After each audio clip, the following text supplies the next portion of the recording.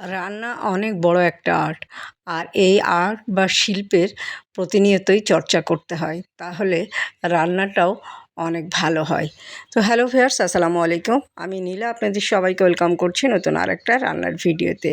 আর আজকে রান্না করব ফুলকপি দিয়ে, আলু দিয়ে, ডিম দিয়ে।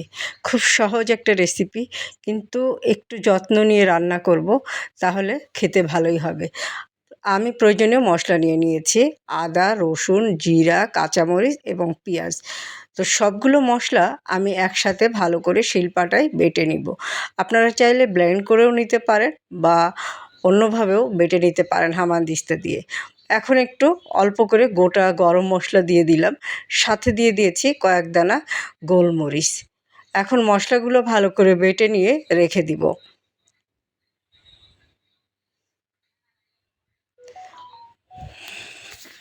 মশলাগুলো বাটাবাটি হয়ে গেলে আমি এখন কড়াইয়ে তেল দিয়ে দিব। দিয়ে দিব একটু লবণ এবং হলুদ। আর ভেজে নেওয়া সিদ্ধ করে নেওয়া ডিমগুলো এখন আমি ভালো করে ভেজে নিব।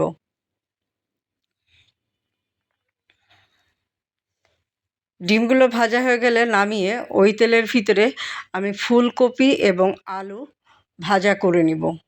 সাথে দিয়ে দিব একটু স্বাদমতো লবণ এবং হলুদ দিয়ে খুব ভালো করে ফুলকপিটা ভাজবো।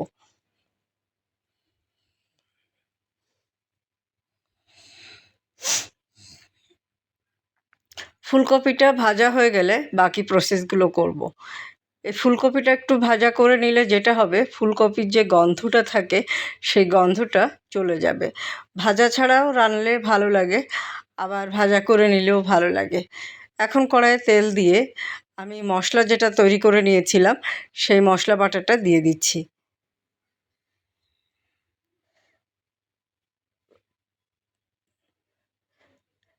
এখন দিয়ে দিব সামান্য একটু পানি, মশলাটা নাড়াচাড়া করে।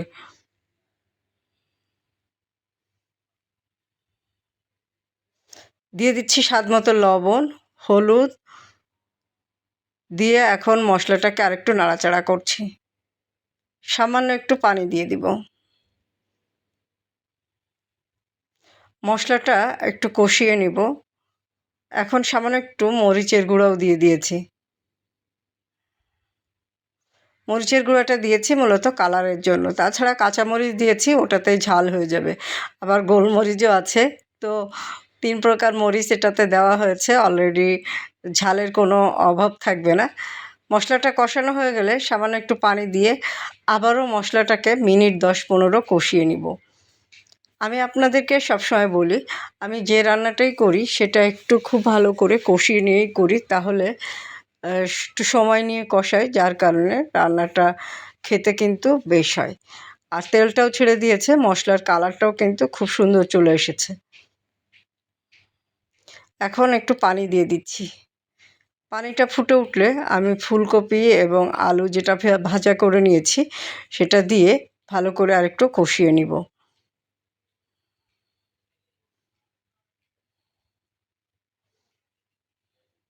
রান্না করতে করতে গ্যাস চলে গেল। এখন আবার এটা কারেন্টের চুলায় বসিয়ে দিতে হবে। গ্যাসের প্রেশার নেই বললেই চলে, একদমই কমে গেল। ফুলকপি এবং আলু ভালো করে কষানো হচ্ছে।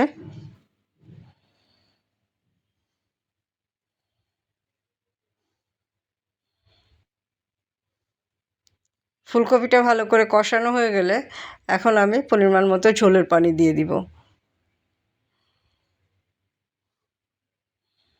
ঝোলটা ফুটে উঠলে ডিমগুলো দিয়ে দিব। ডিমটা দিয়ে একটু নাড়াচাড়া করব। আর ঝোলটা ভালো করে ফুটে উঠলে নামিয়ে এই তরকারিটা গরম ভাতের সাথে পরিবেশন করব।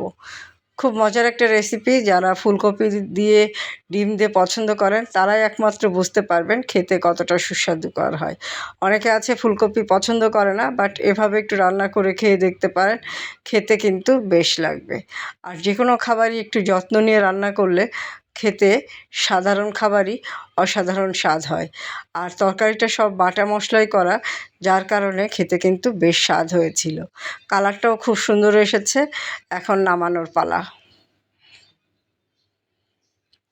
দেখেন ফাইনালি লুকটা কেমন আসলো। খুব মজা হয়েছিল, দেখতে যেরকম সুন্দর হয়েছে খেতেও কিন্তু বেশ মজা হয়েছিল। যারা ফুলকপি দিয়ে ডিম দিয়ে কখনো খাননি, একবার হলেও খেয়ে দেখতে পারেন, খেতে কিন্তু বেশ লাগবে। আর আমার রান্নার ভিডিওটা কেমন লাগলো একটা ছোট্ট কমেন্ট করে জানাবেন। রান্নার ভিডিওটা যদি ভালো লাগে একটা ছোট্ট লাভ রিয়াক্ট দিয়ে দিতে পারেন, সাথে থাকতে পারেন সাধারণ এই খাবার রান্নাগুলোর ভিডিও দেখার জন্য বা আমার প্রতিদিনের জীবনযাত্রার ভিডিওগুলো দেখার জন্য। তো আজকে এই পর্যন্ত। ভালো থাকবেন, সুস্থ থাকবেন, আমার পেজের সাথে থাকবেন। আল্লাহ হাফেজ। আসসালামু আলাইকুম।